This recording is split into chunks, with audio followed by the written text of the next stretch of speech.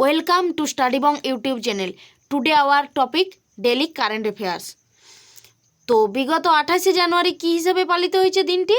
Data গোপনীয়তা দিবস হিসেবে। তো এরপর আমরা কিছু কারেন্ট অ্যাফেয়ার্স সম্পর্কে জেনে নিব। কিউবা দেশের সাথে ডিজিটাল পাবলিক ইনফ্রাস্ট্রাকচারের উপর মৌ স্বাক্ষর করলো ভারত। তাহলে কোন দেশের সাথে ভারত মৌ স্বাক্ষর করলো? কিউবা দেশের সাথে। কী ব্যাপারে? ডিজিটাল পাবলিক ইনফ্রাস্ট্রাকচারের উপর। নেক্সট হচ্ছে ফতিমা বিবি 2024 মরণোত্তর পদ্মভূষণ পুরস্কারে ভূষিত হলেন।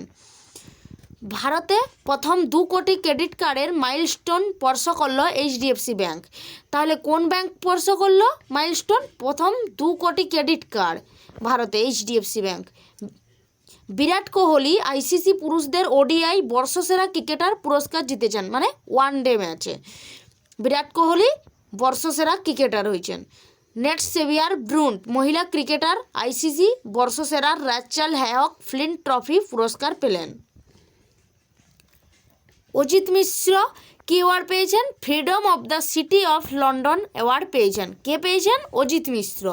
হ্যালি ম্যাথিউস আইসিসি মহিলা ক্রিকেটার টি20তে বর্ষসেরা ক্রিকেটারের পুরস্কার জিতেছেন।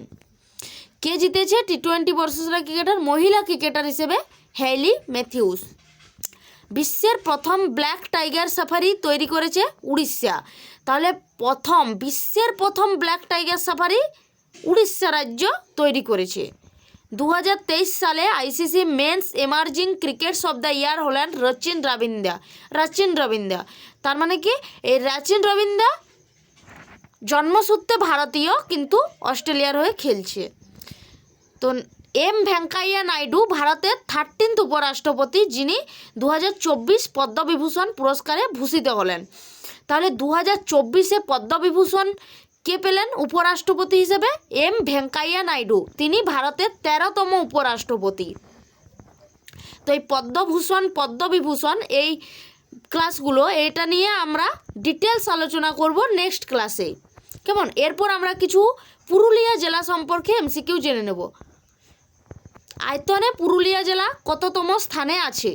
পুরুলিয়া জেলা আছে 5মতম স্থানে, 5 নম্বরে। পুরুলিয়া জেলায় অবস্থিত বিদ্যুৎ উৎপাদন কেন্দ্রের নাম কি?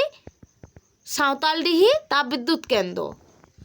পুরুলিয়া জেলায় ছৌ নাচের দলটি কোথায় ভালো?